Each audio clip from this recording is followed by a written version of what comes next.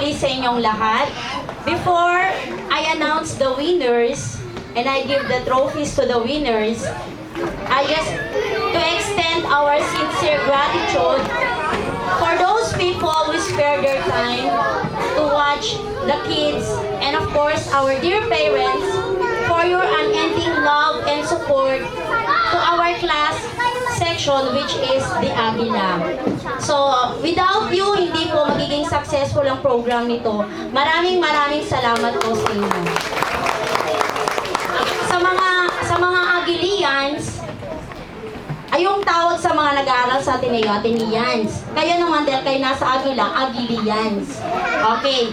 So, I just want to remind you, dalawang bagay lang ang gusto kong i-share sa inyo. I just want you to remember these two famous slogan from the two famous gadgets or things na ginagamit natin. Ang famous slogan ng Apple, alam niyo yung Apple, yung brand ng cellphone, yung iPhone, gano'n. Ang famous slogan nila, advertisement slogan nila, think different. Pakilakas nga. Think different! At ang famous advertisement slogan naman ng Nike, just do it. Pakiulit. If we combine those two famous slogans, we can come up with one sentence. Think different and just do it. Pakiulit. Think different and just do it! Okay, so yun ang lagi nyong isipin. Make every day your masterpiece. Lagi ko ang sinasabi, Agilians, do your best. Agilians, making memories. Agilians, doing more and giving more of themselves. Yan ang tatak ng pagiging isang Agilian. Okay, so these awards are just instruments to motivate you or to encourage you to do more and give more of yourselves. Ito ay paraan lamang para maipakita nyo ang inyong mga talento. Walang natalo, lahat ay panalo. Dahil yan ang tatak ng pagiging isang Agilian. Okay, so handa na ba kayong i-award? Handa na ba kayong marinig kung sino ang winners? Okay, sino kaya ang panalo sa araw na ito? Anong group? Okay, lahat panalo kasi tayo ay isang Agiliano. Panalo tayo, okay? So may I request our Board of Judges, Ma'am, Sir, to please join me to award these trophies and cash to the winners.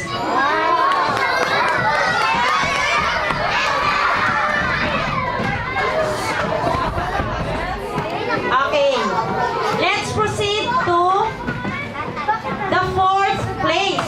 Fourth place, walang talo kasi fourth place, di ba lima kayo naglaban? Pang-apat to, so panalo pa rin kayo ha. Okay, fourth place is group number 1. Okay, lahat po ng group number 1, akyat, pati pa magulang pwede po.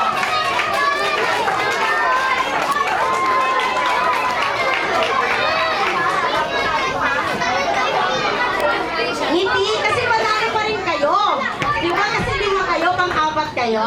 Okay, pwede po yung mga magulang kung gusto nyo po. Umakyat po ng stage. Okay lang? Okay, kids, palakpakan natin ang group 1.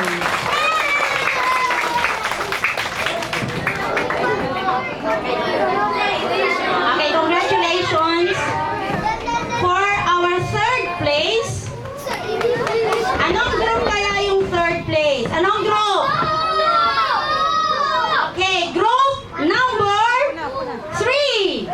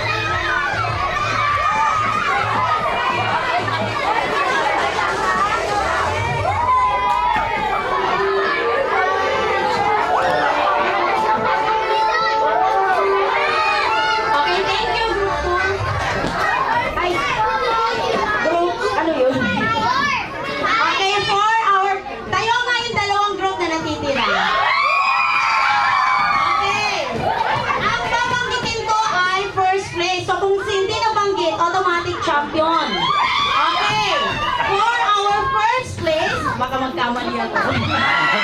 Baka makarangya ako nito.